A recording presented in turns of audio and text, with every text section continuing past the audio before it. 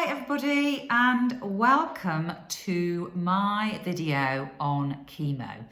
We've talked before this about all of the preparation that you need to do before you go into chemo. This one is just actually about the treatment itself. So we're going to start with just describing what chemo is. Treatment that destroys cancer cells by interfering with their ability to divide and grow. Unfortunately, it does have an impact on other healthy cells doing the same thing, and that's why we tend to get side effects like our hair falling out. How it's given, it is given in cycles and regimes. So just to explain the way that it's been given for me, and everybody is different. So the oncologist will look at your current situation, your circumstances, and will prescribe a treatment plan for you based on those results. Mine is 2 regimes. First regime is FEC.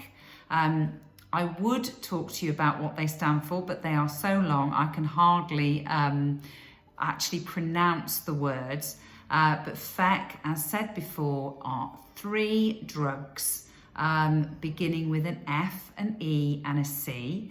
That is quite an aggressive treatment, and therefore it is given to you, or given to me, once every 3 weeks. So I had 3 rounds of FEC every 3 weeks. And the reason that they do it with that gap in between is for your body to recover, ready for the next treatment. The second regime of my treatment plan is the T, FEC T. The T stands for paclitaxel in my case, and that is given to me weekly. It's a less aggressive, it's quicker for your body to recover. And I suppose that just on another note, you will be told whether you will have your chemotherapy before surgery or after surgery. In my case, it's been post-surgery. In some cases, people are put through chemotherapy to see if it will shrink the tumour, therefore giving it less to be sort of removed when the surgery happens. But again, it's very dependent on you as an individual. Between those sessions of chemotherapy, between the cycles, there are blood tests given to make sure that you are fit and healthy to go into the next treatment. That blood test is usually done on the week of your chemo. So in my case, chemo's on Friday, the blood test is on Wednesday. The blood test is checking your neutrophil count, but also your liver function count. Your neutrophil count is your white blood cells. Chemotherapy impacts the bone marrow in your body, and the white blood cells are created in your bone marrow, and they want to make sure that the level of white blood cells is good enough to go into your next treatment. Your white blood cells, of course, is also affecting your immune system. Your neutrophil count can go from 0 to whatever. A normal count is probably between sort of 1.52 right up to 8. I've had issues with my neutrophil count. Most of the time, my neutrophil count has been under 1, which is called neutropenic, and that means your immune system is compromised. Because of that, I am given injections after each chemotherapy to help my white blood cell manufacture to be consistent for me to go into the next treatment. But that is the reason why my chemotherapy is going on a lot longer than I expected, and I have experienced many delays because of the neutrophil count. The other one is your liver function count. Again, there are a number of tests. There is your ALP, your ALT, and your bilirubin test. Paclitaxel, that has quite an effect on your liver. It does put a bit of a strain on it. I'm just experienced and just found out today that my chemo that was booked tomorrow has been cancelled because my ALT count is 146 and it should be 30. So I'm now going to wait for that to come down before I can go to another chemo. And it is a bit of a waiting game when you're in that situation. There isn't a lot else you can do. I've asked them, can I eat something different? Can I drink something different? But to be honest, it is just a waiting game for it to return to normal. Traveling, so actually going into the actual chemo and how it works. Traveling to chemo, you can drive yourself and drive home, but it is very much dependent on you as an individual and how you deal with the treatment. I could drive in and I could drive home. I don't want to. I actually get friends to take me and bring me back. It takes that pressure off me, particularly with the paclitaxel. It is a bit tiring. I found it more energy zapping, so it is nice to know that you haven't got to drive back afterwards. But that's something for you to go and try out and see how it works for you. I have different friends and family members take me to chemo each time I go, and I've kind of worked that out from my Support Bra WhatsApp group.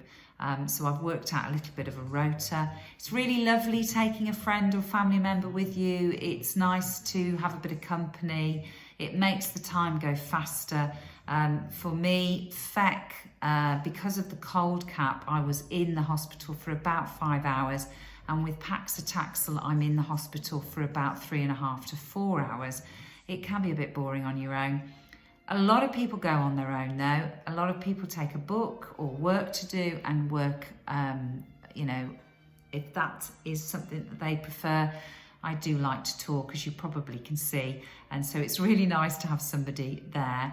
In our hospital, you can only take one person in at a time. So I do have sometimes shifts.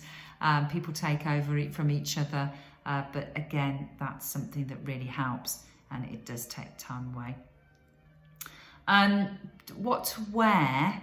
So because I'm cold capping, keeping warm is a really big priority for me. So I normally wear a roll neck and a couple of jumpers. What I find is with the cold cap, there is a tube that runs down the back of the hat, which is extremely cold.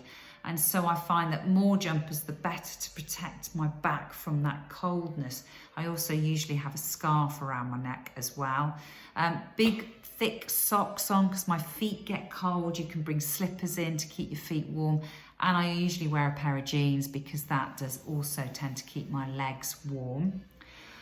Stuff to bring with you. I bring 2 hot water bottles, the more the better, blankets, extra jumpers, particularly because of the cold capping. And on that note, if you're not cold capping, you will find the timings that I've given earlier will cut down by half.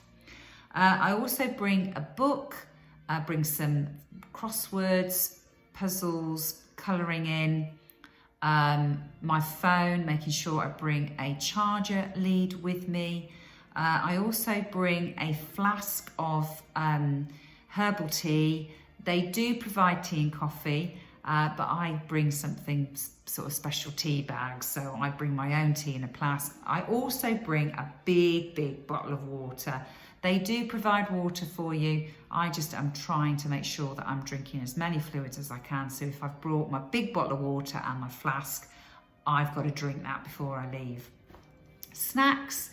I bring lots of fruit, nuts, cereal bars, anything to give you a bit of energy. They also, though, provide you with lunch and will come round and ask you what you would like. And normally in hospitals, they have a cafe, so you can go and get yourself a sandwich, or your friend can, before you start. I feel during it, so when they are giving me, in FEC, they gave me 3 different drugs. One of them was bright red. And I found that as soon as that went into my system, when I went to the toilet, my wee was red. Also in FEC, I found that one of them actually made my sinuses and around here ache, but nothing too dramatic. With paclitaxel, the only thing that I felt was when I was given the pre-med antihistamine, I found that I got very, very tired, and I also had a hot flush when that one was happening. Afterwards, with FEC and with paclitaxel, immediately after the treatment, I didn't have any side effects at all, and I actually felt quite good. With FEC, I did feel sick, and I was sick on all 3 occasions at exactly the same time in the evening every time I had it. Even if my treatment was different, I still felt sick at 9:30 on that Friday night. They do say that if you suffered with morning sickness, you may find that you suffer more with sickness during chemotherapy. The good thing is paclitaxel, you don't have any kind of nausea at all. With paclitaxel, it's more about being tired for me. But I think, again, everybody's different. That is just my experience. Is that I will put a video out about side effects in general, because there's a little bit more to know about that, and also a few of the little remedies that I have had that have helped me. So I will talk about side effects in a separate video, and I will also talk about the risk of infection during chemotherapy in another video, which I think is quite topical. Is that I am now up to date. As I started these videos back in January, I was doing it in retrospect. I am now up to date, so I am going to start only putting 1 video out a week, which will be more real-time experiences that I am facing as I go through the remainder piece of my treatment. Hope you found chemo video useful. Again, any questions, message me or put the comment in under the YouTube video, or if not, I'll see you next time. Thanks a lot.